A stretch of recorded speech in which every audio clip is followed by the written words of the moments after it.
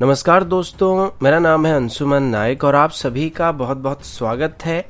Indian defence news की defence talk series में, जहां पर हम रोज नए नए डिफेंस अपडेट्स के बारे में बात करते हैं। तो चलिए देर ना करते हुए आज की वीडियो शुरू करते हैं।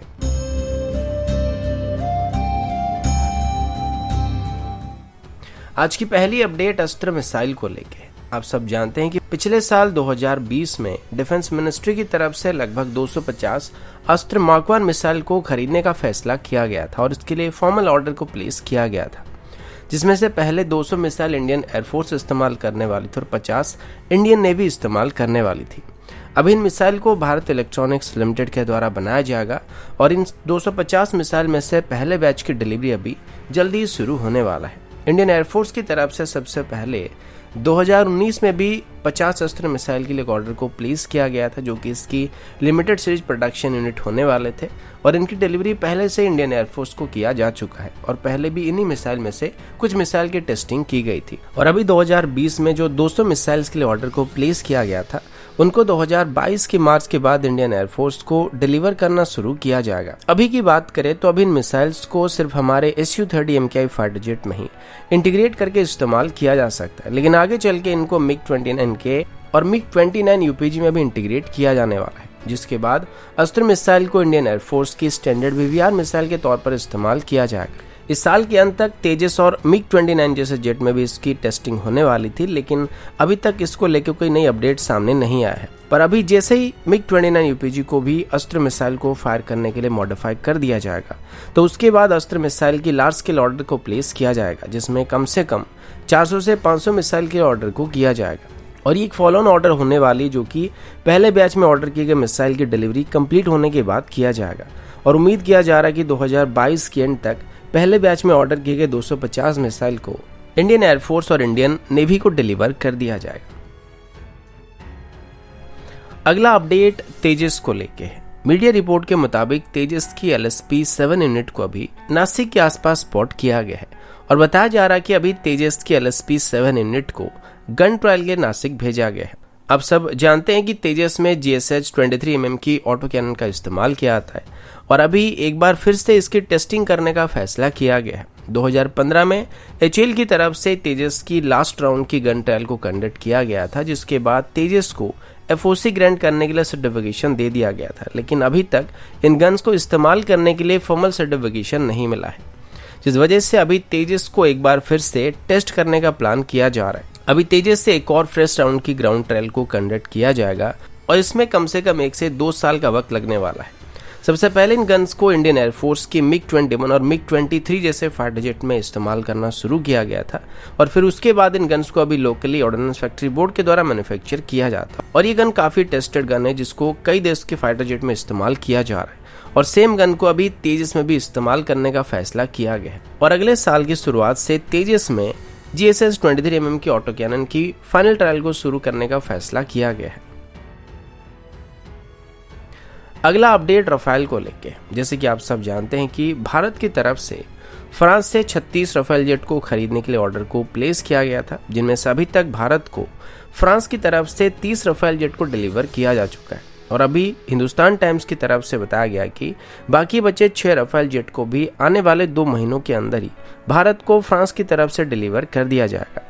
लेकिन अभी हिंदुस्तान टाइम्स के रिपोर्ट के मुताबिक ये जो 6 राफेल होने वाले हैं, ये सभी इंडिया स्पेसिफिक एनहांसमेंट के साथ भारत को डिलीवर किया जाएगा, क्योंकि पहले तय किए गए प्लान के मुताबिक फ्रांस में सिर्फ एक ही राफेल को इंडिया स्पेसिफिक एनहांसमेंट के साथ अपग्रेड करके टेस्ट करने का फैसला किया गया था, जिसके बाद बाकी बचे सभी राफेल को भारत में लाके अपग्रेड करने का प्लान किया गया था। लेकिन अभी बताया जा रहा है कि जो आखिरी स्लॉट के 6 राफेल होने वाले हैं, इन सभी को पहले से ही अपग्रेड करके भारत को डिलीवर किया जाएगा।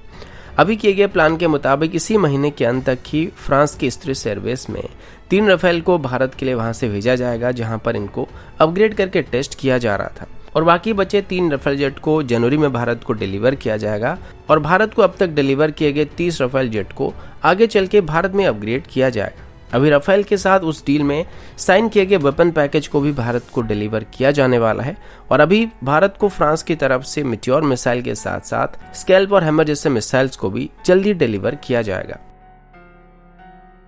अगला अपडेट पाकिस्तान की तरफ और एक छोटा सा अपडेट होने वाला है। पाकिस्तान की तरफ से भी एक नई बैलिस्टिक मिसाइल का परीक्षण करने की बात की गई है। इस मिसाइल का नाम शाहीन-1A मिसाइल है, जो कि एक surface to surface ballistic missile है। अब जैसे कि भारत ने अपनी अग्नि सीरीज की मिसाइल की अल्फा वेरिएंट को बनाना शुरू कर दिया गया था और उसको टेस्ट करना भी शुरू कर दिया गया था, तो उसके बाद पाकिस्तान की तरफ से भी सोचा गया कि चलो हम भी अपनी शाहीन मिसाइल के पीछे एक ए लिख देते हैं और उसके बाद इसको टेस्ट कर देते हैं और अपनी जनता खुश हो जाएगी कि पाकिस्तान की तरफ से एक नई मिसाइल की टेस्टिंग की गई है, क्योंकि अंदर से तो ऐसे ही चाइनीज मिसाइल ही होने वाला है। इस मिसाइल की रेंज की बात करें तो इसका रेंज लगभग 900 किलोमीटर के आसपास होने वाली है और ये बात पहले बताया गया था, लेकिन अभी जिस नए मिसाइल की टेस्ट को पाकिस्तान की तरफ से सफल बताया जा रहा है, इसकी कोई भी टेक्निकल डिटेल को पाकिस्तान की तरफ से पब्लिक नहीं किया जा रहा। अगला अपडेट C-295 एयरक्राफ्ट को लेके डीआरडीओ की तरफ से किए गए लेटेस्ट ट्वीट के मुताबिक इंडियन एयरफोर्स की तरफ से एयरवेज के साथ किए गए 56 C-295 एयरक्राफ्ट की डील के अंदर जो भी एयरक्राफ्ट भारत को डिलीवर किया जाएगा, उन सभी एयरक्राफ्ट में इंडिजिनस रडार वार्निंग रिसीवर और मिसाइल अप्रोच वार्निंग सिस्टम का इस्तेमाल किया जाएगा। इन सिस्टम को डिफेंस इलेक्ट्रॉनिक्स रिसर्च लैबोरेटरी की तरफ से डेवलप किया गया है, लेकिन इनको भारत इलेक्ट्रॉनिक्स लिमिटेड के द्वारा आगे चल के मैन्युफैक्चर किया जाएगा। डीआरडीओ की तरफ से किए गए ट्वीट के मुताबिक इस बार डीआरडीओ की तरफ से जिन मिसाइल अप्रोच वार्निंग सिस्टम को डेवलप किया गया था, ये एक ultraviolet based missile approach warning system है, जो कि एक पैसिव सिस्टम है और ये इनकमिंग मिसाइल को ट्रैक कर सकता है, जो कि पायलट्स को उसके ऊपर फायर किए गए किसी भी मिसाइल के बारे में पहले से वार्निंग को प्रोवाइड कर सकता है, जिस वजह से पायलट सही काउंटर मेजर को लॉन्च कर पाएगा। डीआरडीओ की सिस्टम की बात करें तो एक हाई परफॉर्मेंस, लाइट वेट और लो पावर कंज्यूम करने वाला सिस्टम होने वाला है और ये छोटे साइज के एयरक्राफ्ट में, हेलीकॉप्टर में और ट्रांसपोर्ट एयरक्राफ्ट में इस्तेमाल किया जा सकता है।